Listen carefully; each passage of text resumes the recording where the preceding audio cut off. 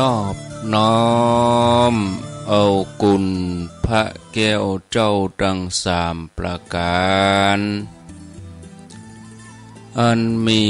พระพุทธพระธรรมพระสงฆ์กุณพ่อกุณแม่กุณครูบาอาจารย์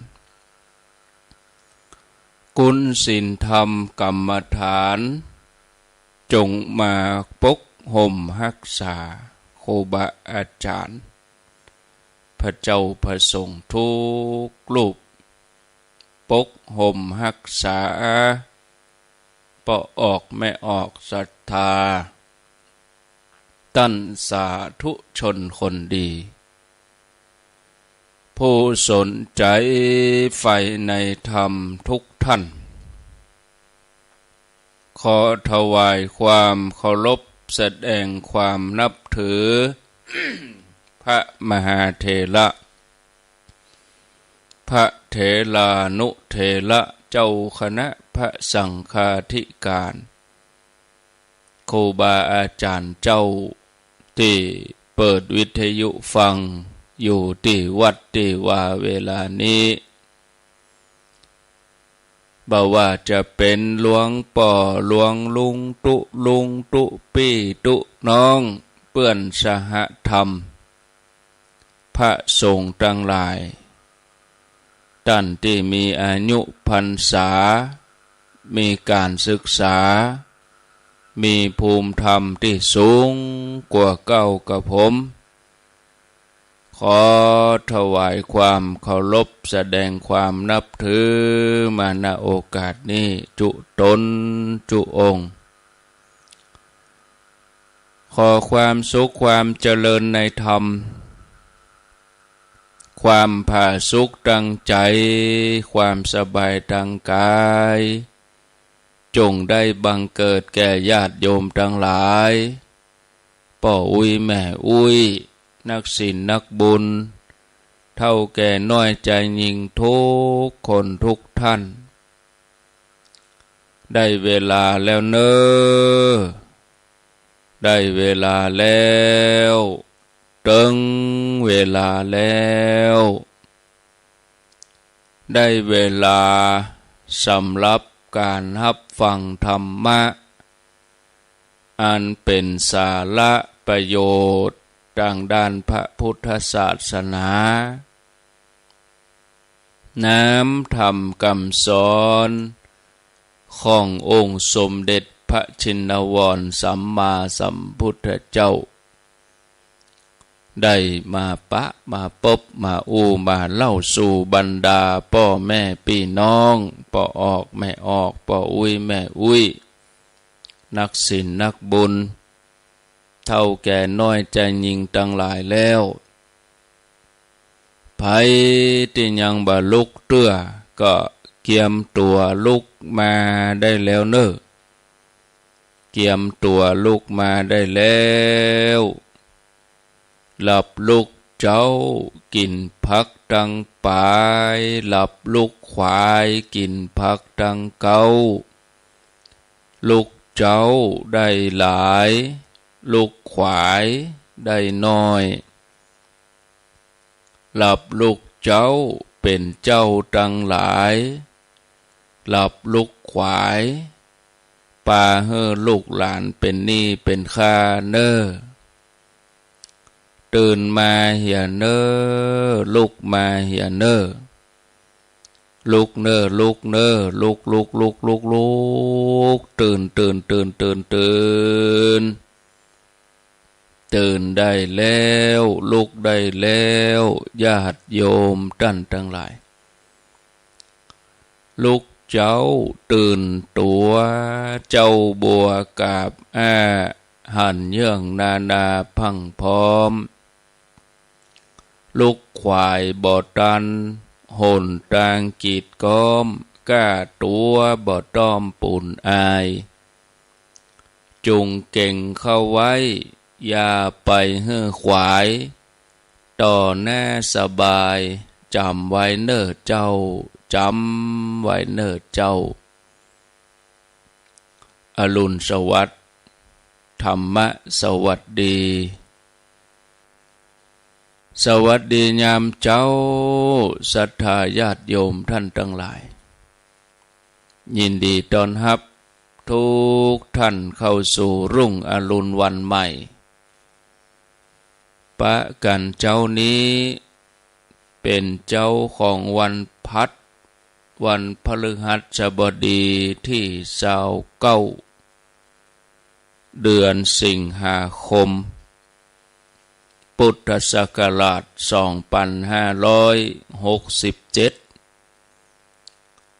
วันนี้เป็นวันเดือน11เหนือแฮม10ค่ำแฮม10ค่ำพร่ำว่าเป็นวันพฤหัสบดีมาปะกันในรายการเสียงธรรมแสงอรุณ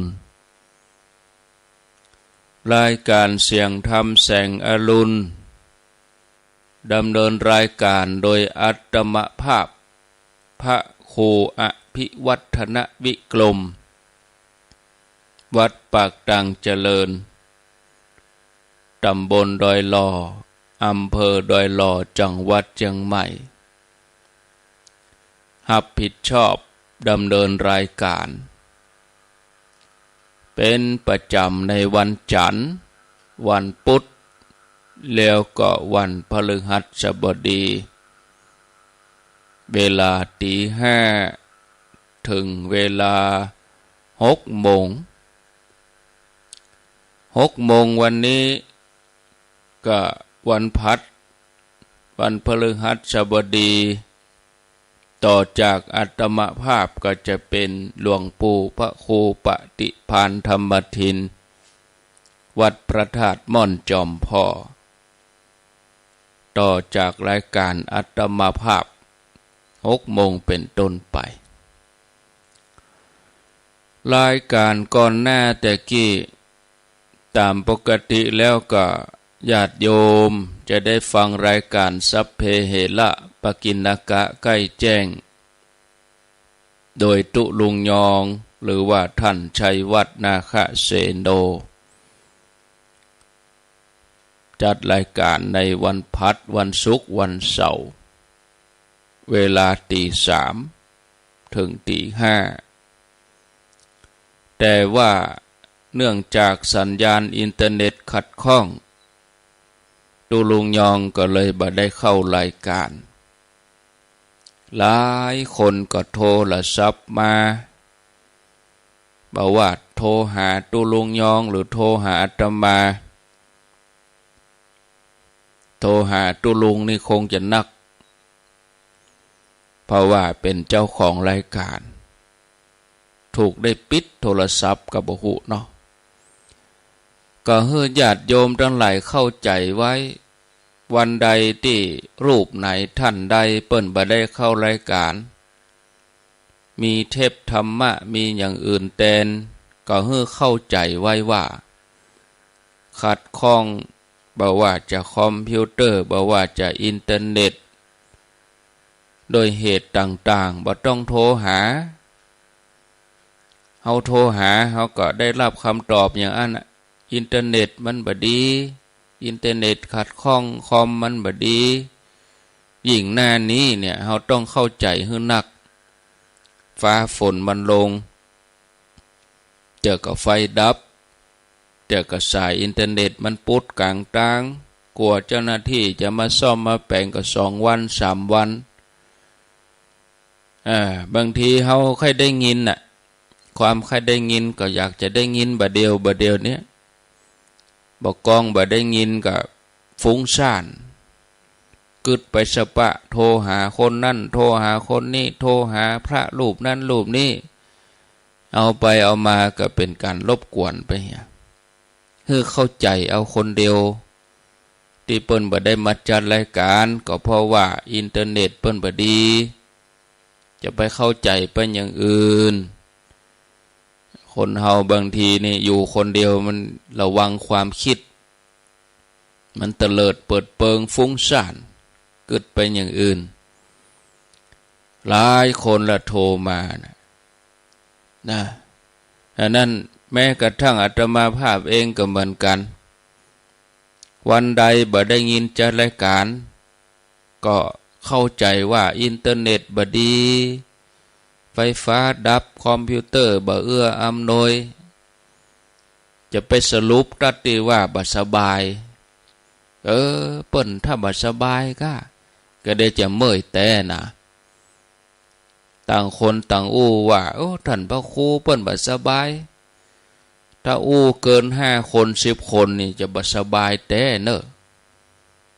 นะคนเฮาเนี่ยมันฟุ้งซ่านจิตมันฟุ้งซ่านเนาะถ้าบ่ได้มาจัดรายการก็ให้เข้าใจเป็นอย่างนี้บางทีจัดรายการติดต่อหลายวันหลายติด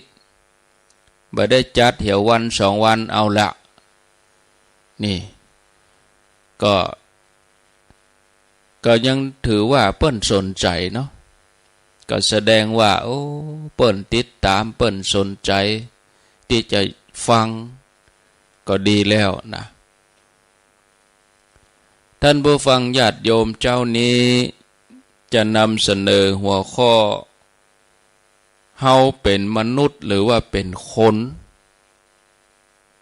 คำว่ามนุษย์กับคนเนี่ยมีความหมายบ่เหมือนกัน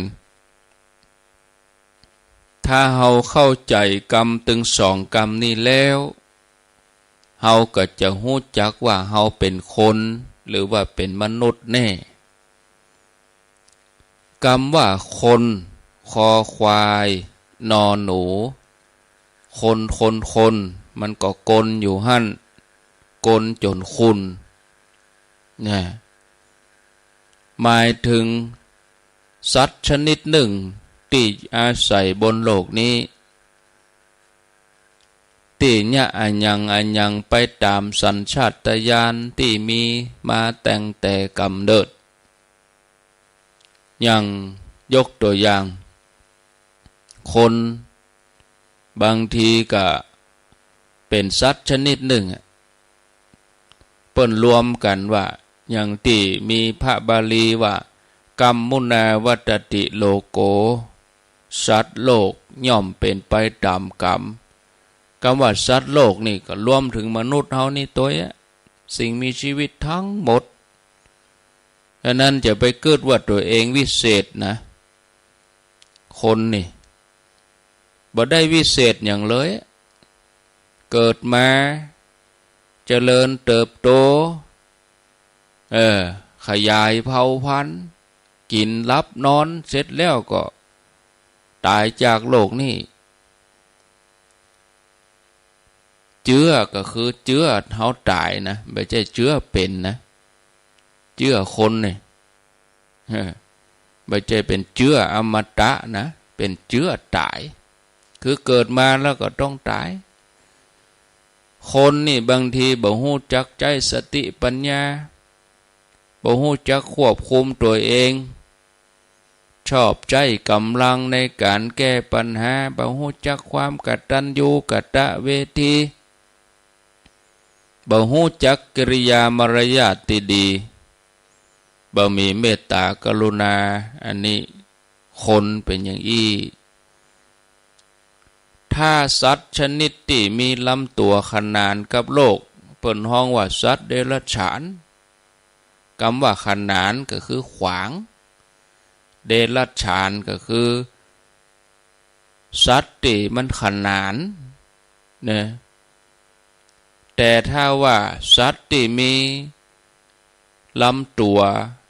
กระดูกสันหลังมันตั้งตรงอันนี้ฮ้องว่าคนคำว่ามนุษย์มาจากคำว่าบาลีที่ว่ามะนะบวกกับอุสยะมะนะแปลว่าใจ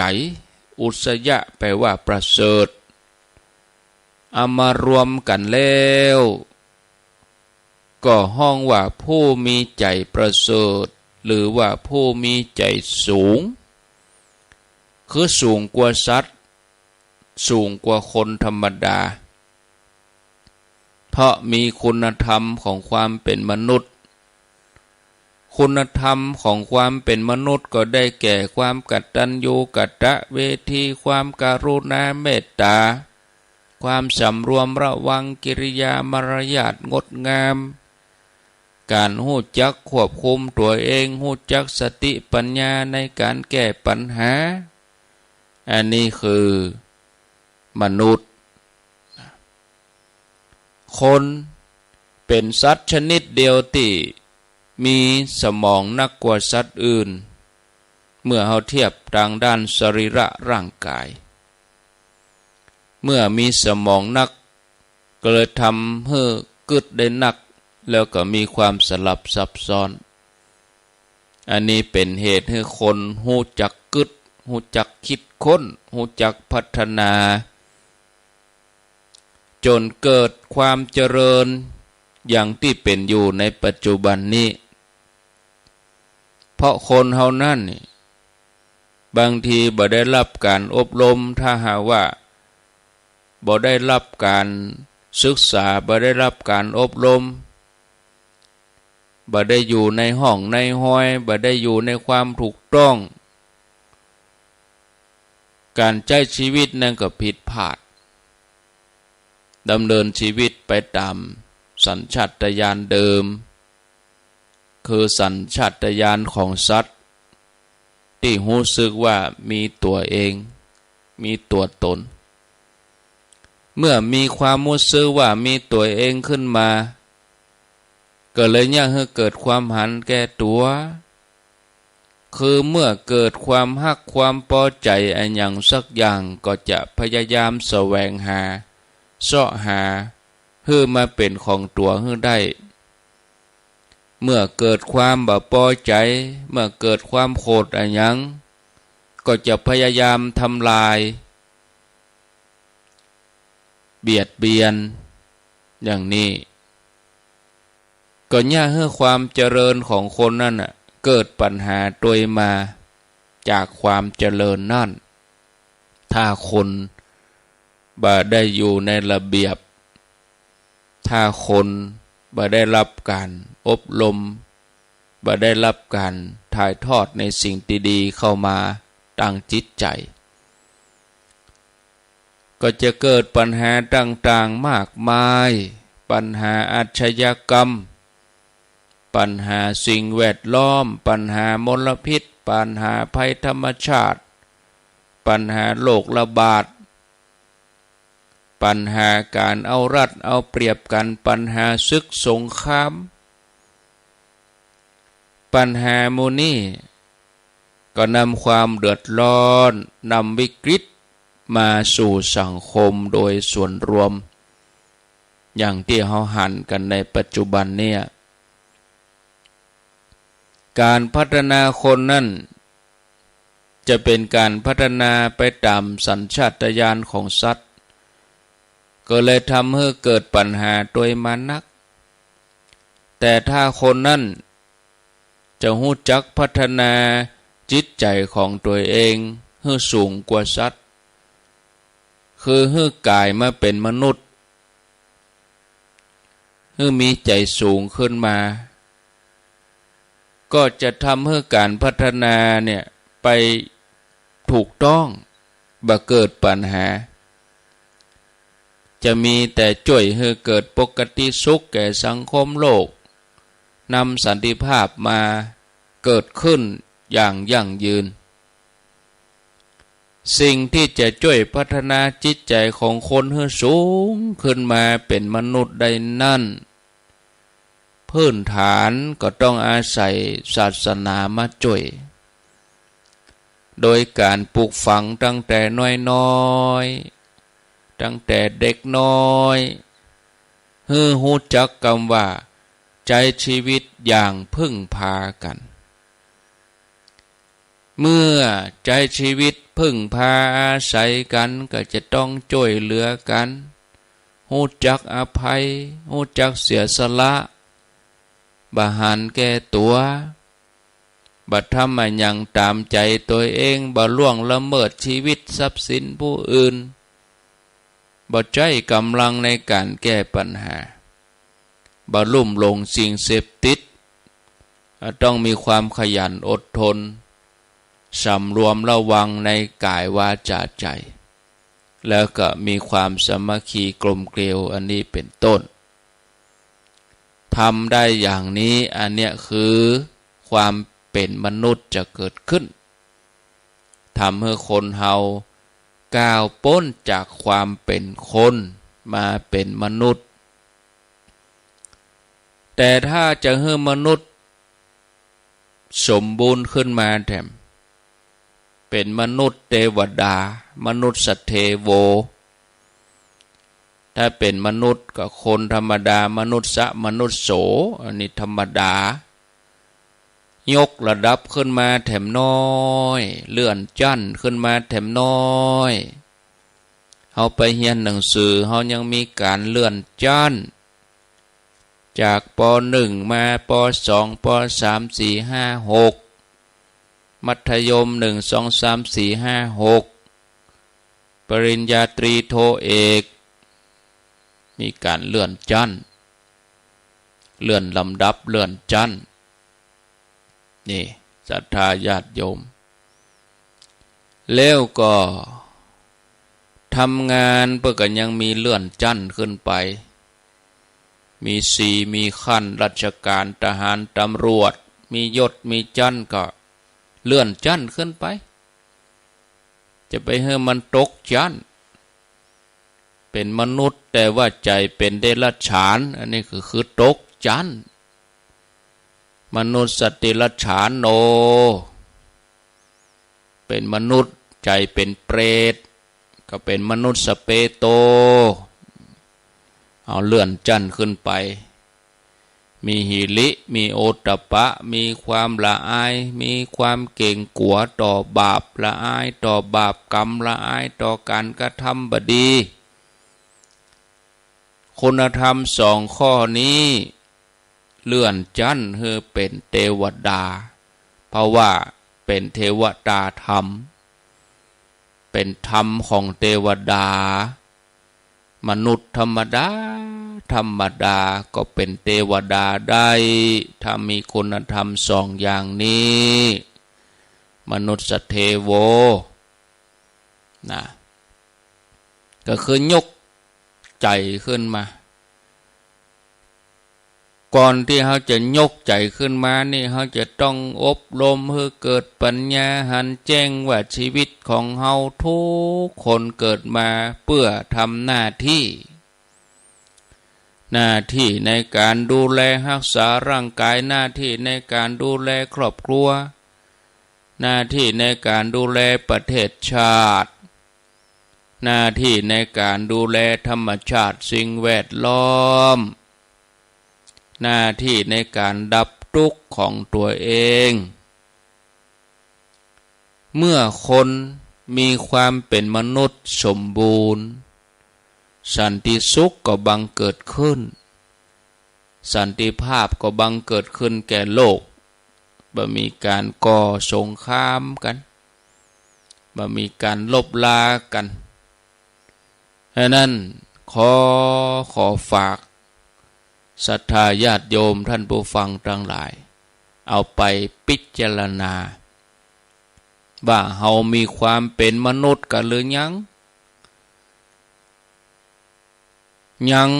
ถ้าว่ายังเพียงพอก็จะอยู่ตึกคนนี่ตัวอันนะกะถ้าเฮาจะอยู่ตึกคนถ้าเฮาจะยอมตัวเฮาพัฒนาตนให้เป็นมนุษย์ทั้งกายและใจเขาจะย่ำว่าเขาขอเพียงเป็นคนมันก็เป็นแค่สัตว์เดรัจฉานชนิดหนึ่งที่อาศัยร่วมกับสัตว์เดรัจฉานอื่นๆต่ออันญาติโยมถ้าเขาพิจารณาก็เพื่อจะให้เขารู้สึกตัวแล้วก็มาพัฒนาตัวเองให้สูงขึ้นไปให้ดีขึ้นไปกูคนก็อยากได้อย่างดีๆหมดกินก็ใส่เอากินของดี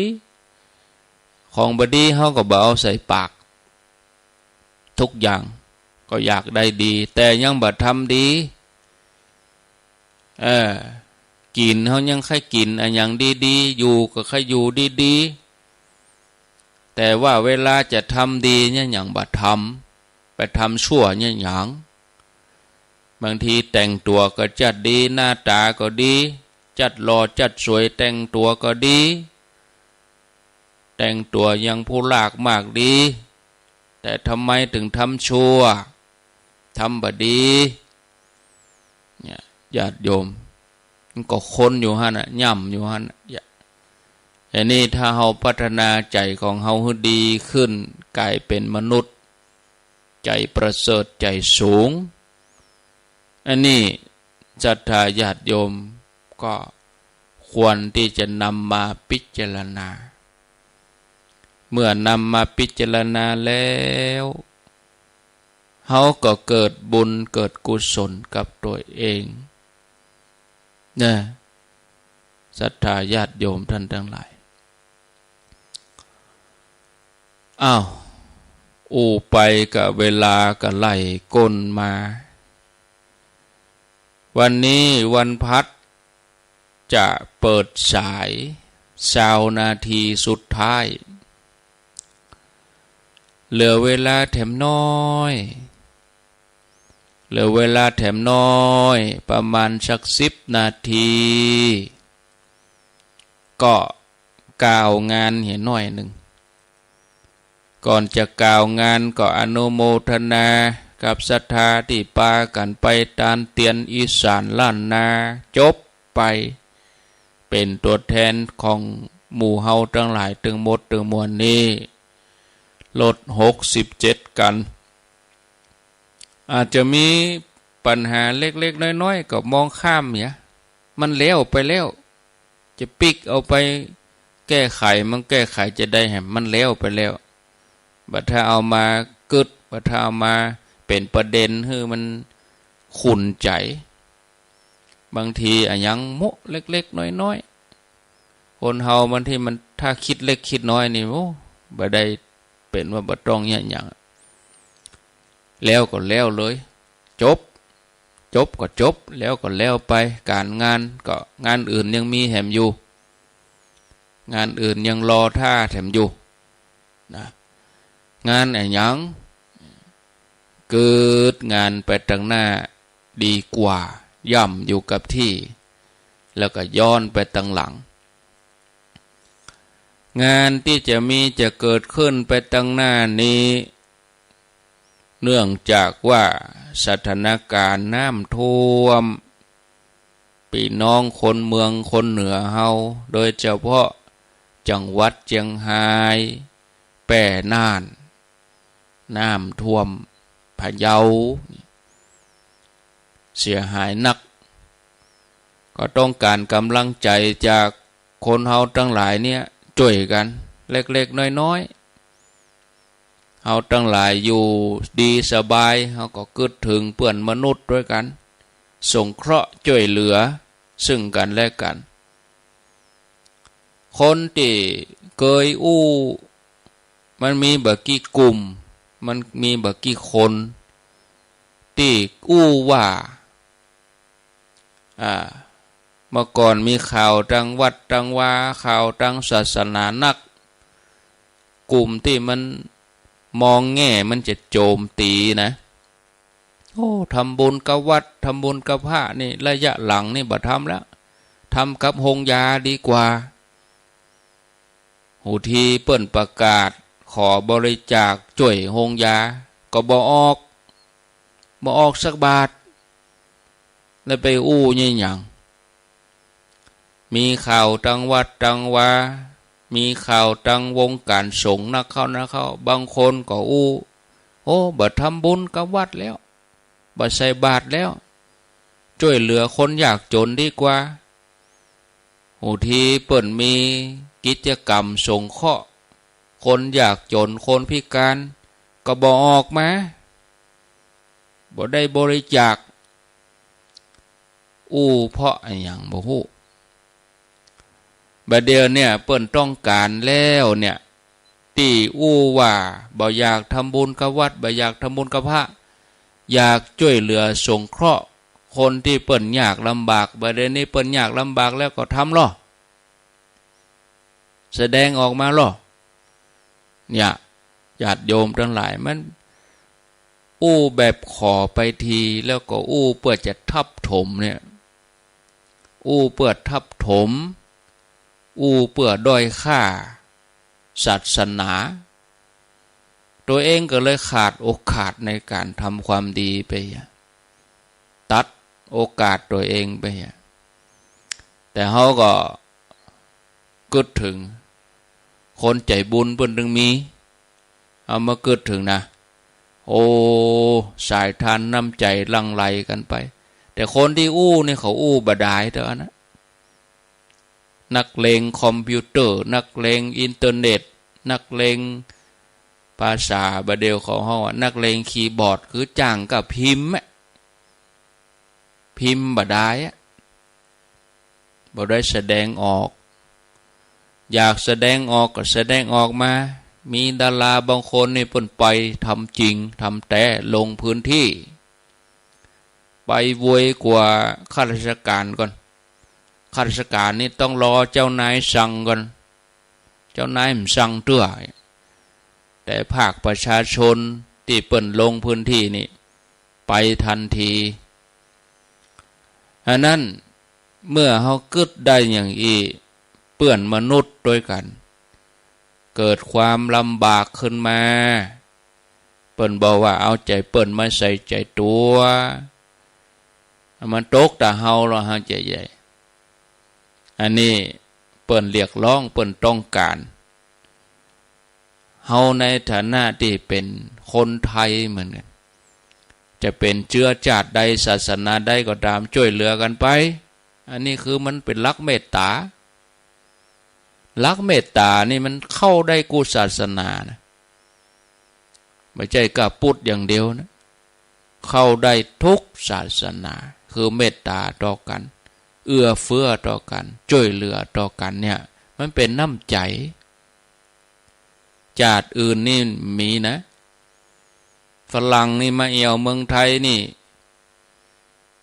ได้น้ำจากคนไทยเหี่ยวขวดเนี่ยโอ้น้ำตาออกเลยนะเขาซึ้งน้ำใจบ้านเขานิ่มได้มีขาดคุณธรรมตัวนี้มีงานตั้งโรงทานเป็น10โรงทาน20โรงทานบ่เนี่ยไปเสาะที่ไหนต่างประเทศบ่มีนะต้องซื้อจ่ายหมดเนอะบ้านเฮานี่มีงานตั้งโรงทานเลี้ยงกันจนอิ่มบ่พอห่อไปแถมห่อฮื้อแถมอันนี้คือซันเดย์เมืองเฮาบ้านเฮาเป็นอย่างนี้บัดเดี๋ยวนี้น้ำท่วมเจียงหายครูบาอาจารย์ขึ้นสีขาวก็เลยปรึกษาหารือกันเชิญชวนญาติโยมเขาไปบริจาคไผบ่มีเงินทองก็เอาเข้าของไผว่าเข้าของ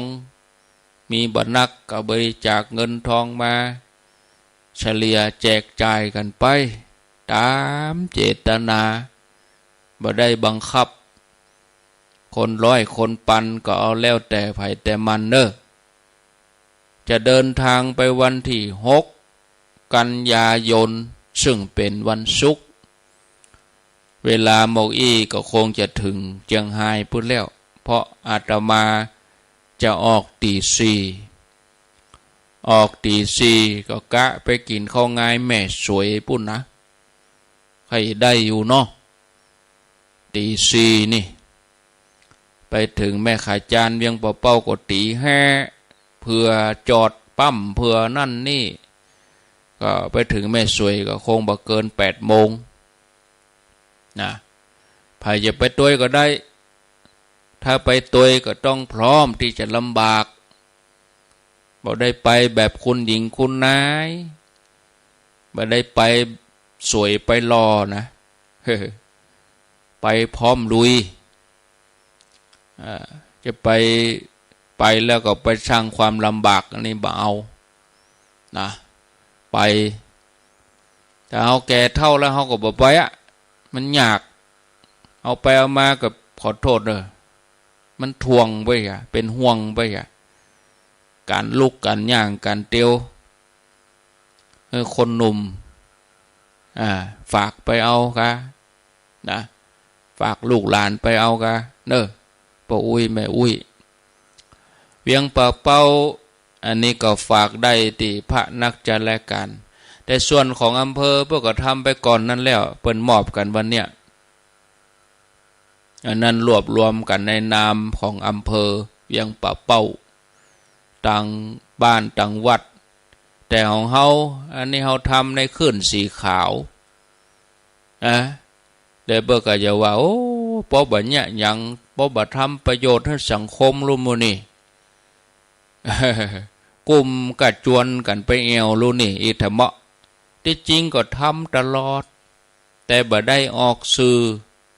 แต่บ่ได้ข่าวอีบ่ได้นะคนที่บางทีเปิ้นบ่เข้าใจอันก็ธรรมดาคนเฮาแล้วแต่จะกึดแต่ว่าวันที่6นี่ก็จะไปร่วมกันไผ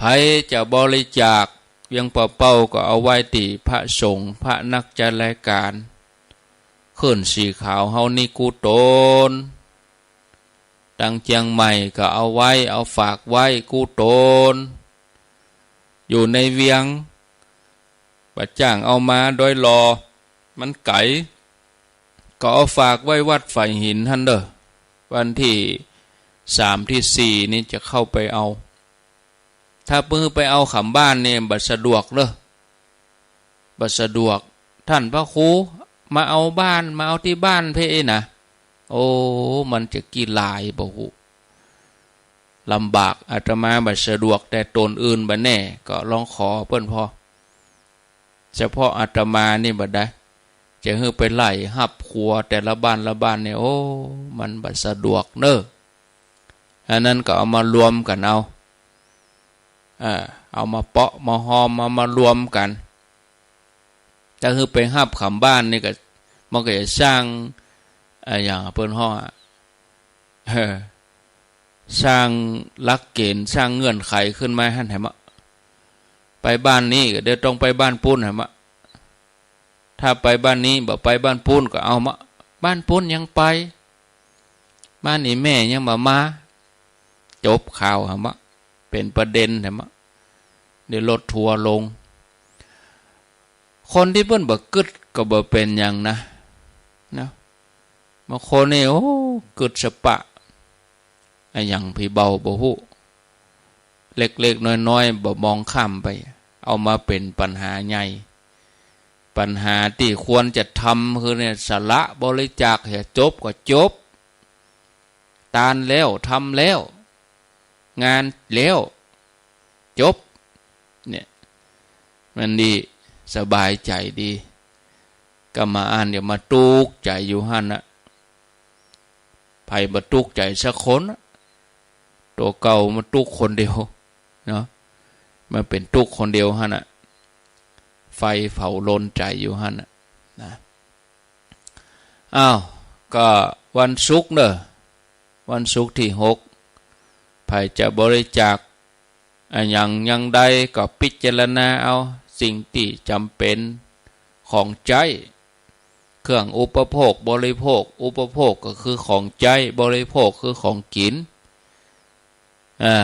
หันหลายตีเปิ้นเอาสลาดเอายูไปทำความสะอาดก็ดีนะเนาะเปิ้นเอาไปก็ไปช่วยเหลือกันนะดีที่สุดเป็นน้ำใจบ่นักก็น้อยอย่างน้อยก็ได้แสดงออกมาแล้วเสื้อผ้าก็เฮามาพอน้ำท่วมเนี่ยโอ้บ่ใจสักเล็กสักน้อยหนีกันโตรถกาเครื่องใจกาสัตว์เลี้ยงกาแต่ละคนแต่ละท่านก็เอาชีวิตรอดไว้ก่อนบ้านท่วมหมดบัดถ้าอู้ถึงเครื่องใจต่างๆเรียบร้อยบัดเดี๋ยวนี้ถ้าน้ำลดก็ต้องเป็นช่วงฟื้นฟูเนาะเจ้ามาเบิกก็ต้องกิน อาหารนี่ต้อง3 คาบก็บ้านเฮานี่ติด1ก็ลดถ้าฝนมาตกซ้ำก็นั่นก็ไหลไปทางใต้พุ่นนะลงไปก็ไปทางสุโขทัยพิจิตรพวก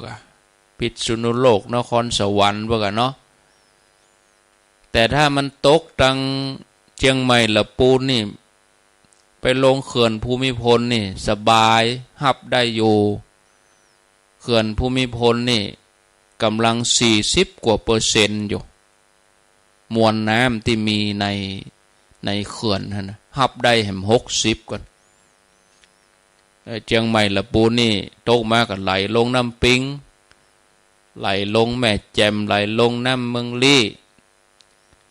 เดี๋ยวก็เข้าไปลงไปเขื่อนภูมิพลพุ่นแล้วถ้าไปเขื่อนภูมิพลพุ่นก็สามารถเก็บน้ำได้แห่งนักอยู่แต่ทางเมืองแป่เมืองน่านนี่เปิ้นบ่มีเขื่อนเปิ้นบ่มีตีกั้นน้ำท่วมก็ท่วมเลยไหลลงมาก็ท่วมทันทีน้ำก็ไหลไปบ่ได้นะถ้าติดฝั่งประเทศลาวก็ไหลลงน้ำโขงพุ่นยา